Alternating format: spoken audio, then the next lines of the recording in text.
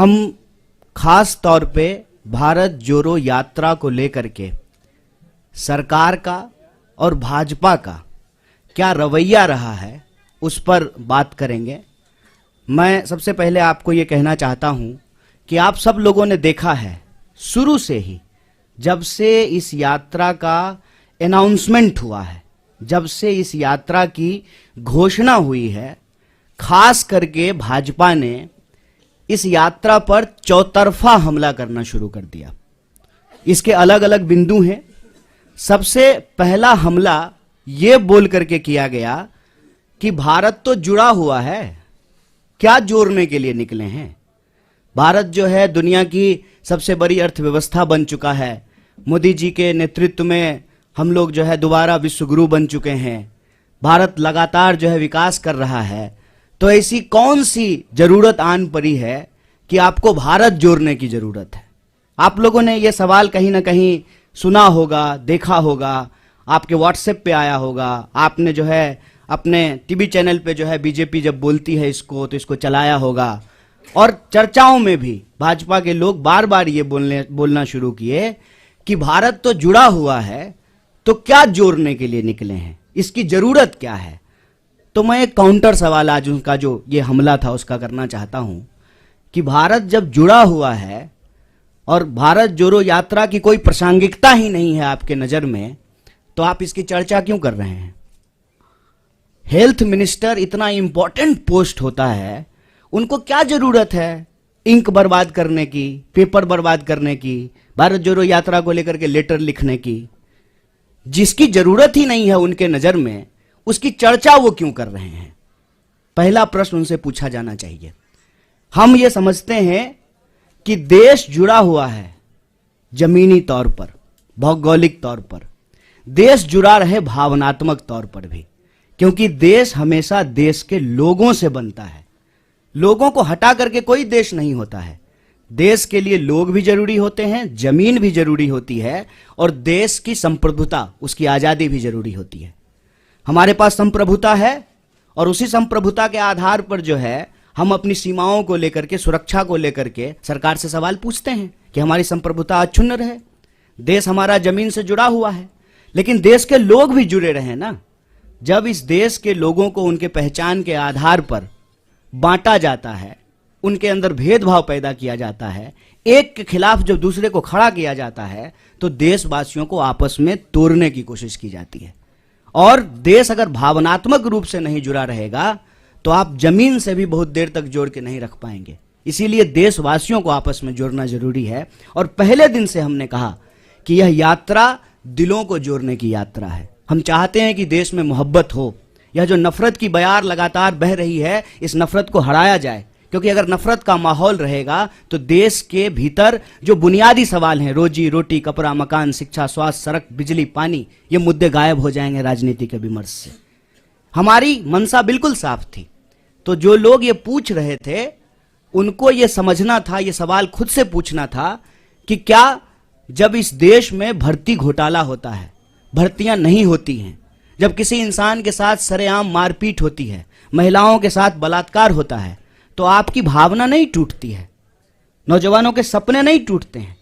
उसी भावनाओं को जोड़ने के लिए, उसी सपने को जोड़ने के लिए यात्रा है। तो पहला हमला उन्होंने ये किया कि भारत जोड़ो यात्रा की जरूरत क्या है। दूसरा हमला जब यात्रा शुरू हुई तब उन्होंने दूसरा हमला किया, और ये बड़े शर्म की बात है और बड़ी सोचने की बात है। हमारे बीच में भी मेंबर ऑफ पार्लियामेंट बैठे हुए हैं, इलेक्टेड रिप्रेजेंटेटिव्स हैं।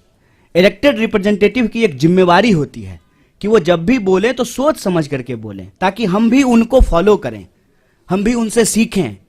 और मैं तो कहता हूं कि आज अगर नेताओं की बात पे भरोसा करके कोई स्टूडेंट उसको सच मान ले और परीक्षा में वही लिख दे तो वो फेल हो जाएगा, क्योंकि वो इतना झूठ बोलते हैं, इतना गलत बोलते हैं। आप याद कीजिए, दूसरा हमला हुआ जिस दिन यात्रा शुरू हुई, देश के मंत्री के द्वारा, चुने हुए रिप्रेजेंटेटिव के द्वारा झूठ बोला गया कि राहुल जी जो है विवेकानंद जी की मूर्ति पे नहीं गए थे। तो दूसरा हमला उन्होंने किया कि यात्रा जब शुरू हो गई है तो उसको बदनाम करने का। और यहीं पे यह बात रुकी नहीं, फिर बात आ गई जूते पर, फिर बात आ गई फीते पर, फिर बात आ गई टी शर्ट पर, फिर बात आ गई दाढ़ी पर, फिर बात आ गई महिलाओं पर। और यहां पर भी वो रुके नहीं, माने नहीं, हर दिन कुछ ना कुछ निकालना शुरू किए। और जब हकीकत में कुछ नहीं मिला तो जो उनका तीसरा हमला था, जो उनका डर्टी ट्रिक डिपार्टमेंट जो करता है कि किसी का सर किसी के जो है सर के ऊपर लगा दो, किसी का आवाज कहीं पे चिपका दो, यात्रा को लेकर के नकली वीडियो बनाना शुरू किए। यात्रा जब आगे चली जाती है तो पीछे सड़क खाली ही होगी, यात्रा आगे बढ़ गई है तो उस खाली सड़क का वीडियो बना करके दिखाते हैं, कोई है ही नहीं। अरे भाई, जब कोई है ही नहीं, कोई लोग यात्रा में आ ही नहीं रहा है, तो क्यों आपको अभी जो है प्रोटोकॉल की याद पड़ी है? कोरोना प्रोटोकॉल की जरूरत क्यों है? क्योंकि आप तो यही दिखा रहे हैं वीडियो बना बना करके कि कोई यात्रा में आ ही नहीं रहा है। जब कोई यात्रा में आ ही नहीं रहा है तो क्या पेड़ को मास्क पहना दें कि सड़क जो है लपेट करके कंधे पर रख दें राहुल जी के कि नहीं नहीं आप आगे बढ़ गए हैं, सड़क को पीछे कैसे छोड़ दिए हैं, इसको भी लपेट करके कंधे पर ले जाइए। वीडियो, नकली वीडियो, कभी जो है तबलीगी जमात तो कभी कुछ नकली वीडियो बना रहे हैं। जबकि यात्रा में जो लोग शामिल हैं वो देखते हैं सबसे आगे इस देश का राष्ट्रीय ध्वज होता है।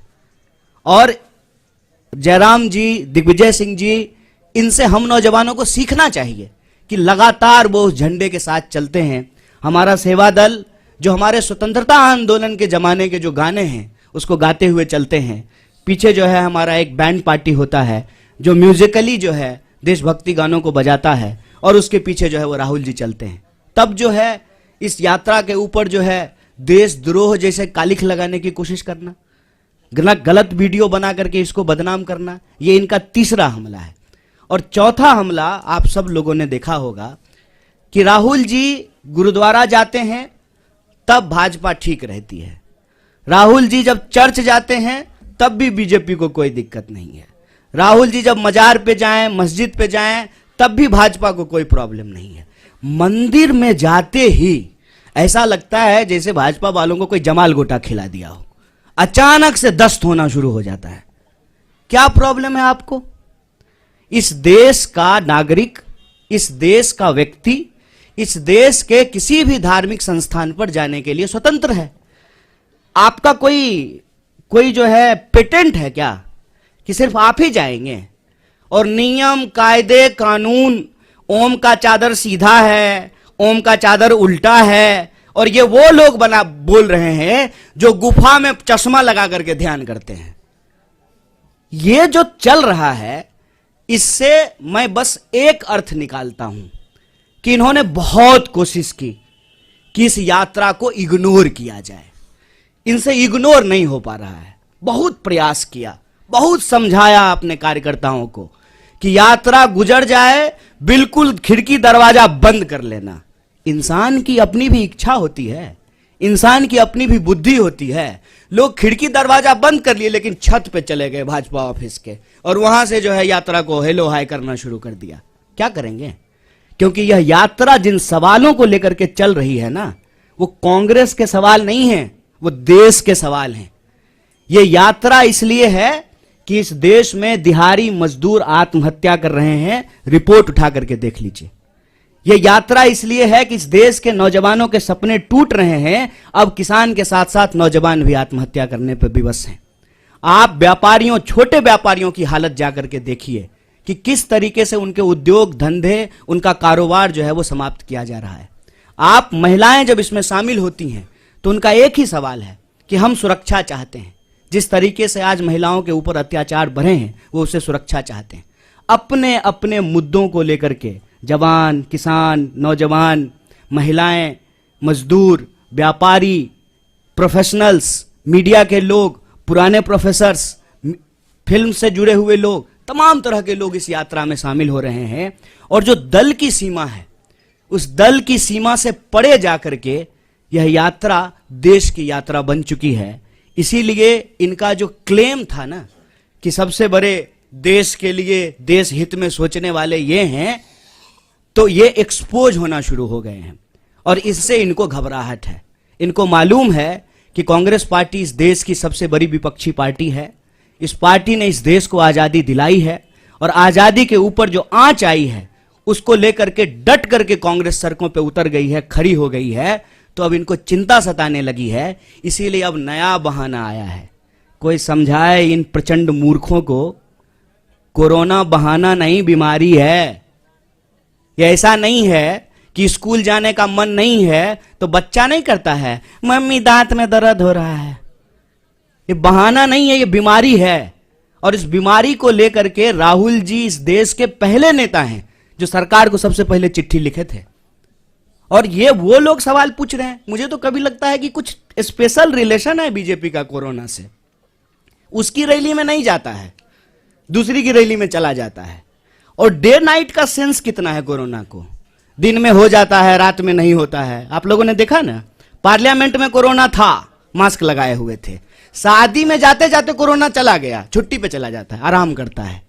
ये मजाक बना दिए हैं। हम बार बार कह रहे हैं, शुरू से लेकर के आज तक कोरोना को लेकर के हमारी पार्टी गंभीर है।